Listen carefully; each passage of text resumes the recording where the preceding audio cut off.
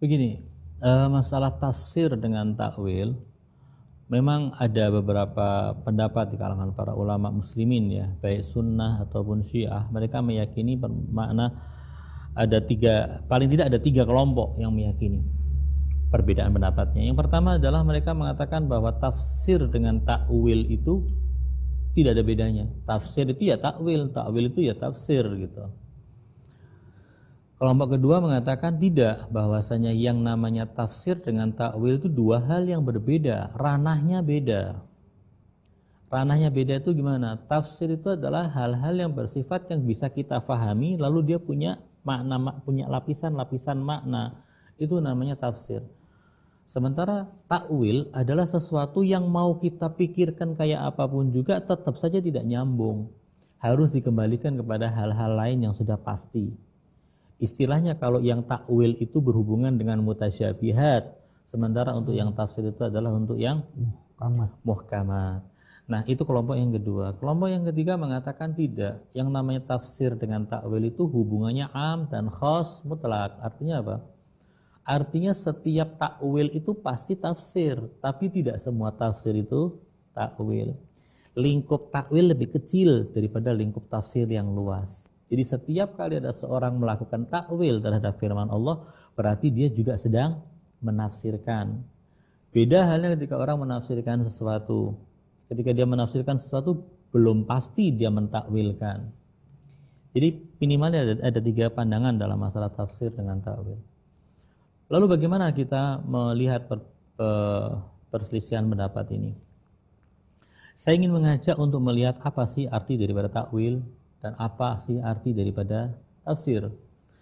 Tadi sempat saya singgung bahwasanya yang namanya tafsir berasal dari kata-kata fasr. Fasr itu artinya adalah membuka sesuatu, membuka penutup daripada sesuatu sehingga sesuatu itu nampak. Itu namanya fasr. Sementara takwil berasal dari kata-kata aul, yakni yang mengembalikan sesuatu kepada sesuatu yang lain. Itu namanya takwil. Jadi kalau kita melihat dari arti kata tafsir dengan takwil sudah berarti dua hal yang berbeda, tidak bisa kita samakan. Dari sisi bahasa saya katakan. Karena yang namanya istilah itu kan biasanya akarnya juga dari bahasa. Kalau tidak ada hubungan dengan bahasa maka tidak jadi istilah itu. Tidak jadi istilah.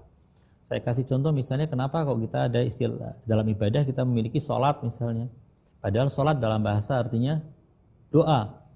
Itu dikatakan bahwasanya antara sholat yang merupakan istilah untuk ibadah ritual kita itu dengan doa ada keserasiannya. Karena sebagian daripada sholat itu adalah doa.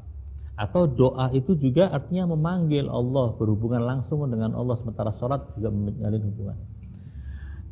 Jadi ketika kita melihat dari sisi bahasa antara tafsir dengan ta'wil itu akar bahasanya juga sudah berbeda, maka kembangannya juga berbeda, tidak bisa dikatakan satu. Itu yang pertama.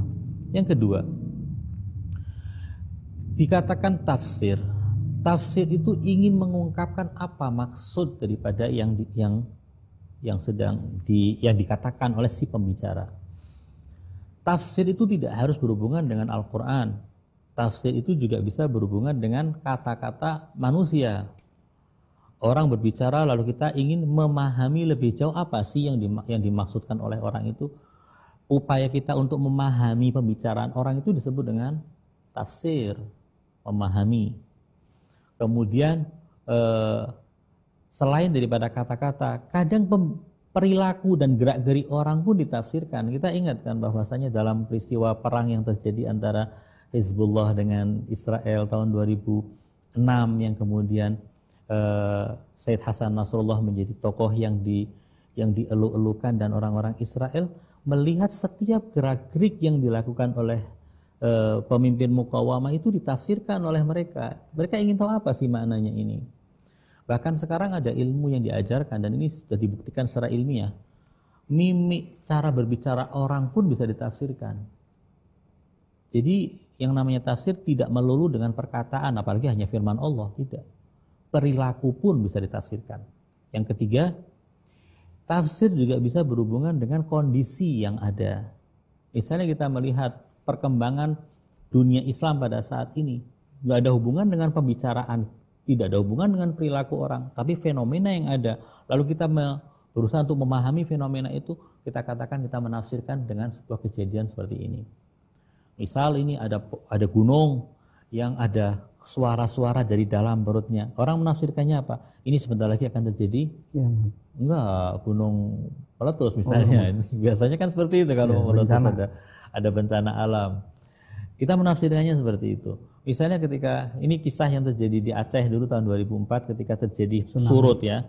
Surut sampai ke tempat yang agak jauh, yang sangat jauh. Nah, orang waktu itu masih belum bisa memahami apa ini fenomena apa. Tapi sekarang kalau kelihatan ada air yang surutnya secara drastis dalam waktu yang singkat dan jauh, orang langsung menafsirkan apa? Ini bakal terjadi tsunami. Nah, ini artinya tafsir itu juga bisa berhubungan dengan fenomena alam, fenomena yang terjadi di sekitar atau kejadian-kejadian yang ada di sekitar kita. Ketika kita sudah tahu maknanya tafsir, artinya kita ingin memahami sesuatu, maka upaya memahami itulah yang dikatakan sebagai tafsir. Takwil mengembalikan sesuatu. Kadang kita tidak paham apa yang terjadi. Yang terjadi pada saat ini seperti apa. Lalu kita kait-kaitkan dengan apa-apa yang terjadi pada hal-hal yang lain. Itu namanya takwil. Nah, kalau takwil itu adalah mengembalikan sesuatu kepada sesuatu yang sudah pasti, pertanyaannya, untuk apa kita mengembalikan ke makna itu? Supaya kita paham kan? Berarti dia bagian dari tafsir. Menurut saya pemahaman makna takwil dengan tafsir itu lebih cocok kalau kita katakan makna takwil lebih sempit daripada makna tafsir. Makna tafsir lebih luas daripada makna takwil. Dengan bahasa yang lain, setiap takwil pasti tafsir, tapi tidak semua tafsir itu takwil.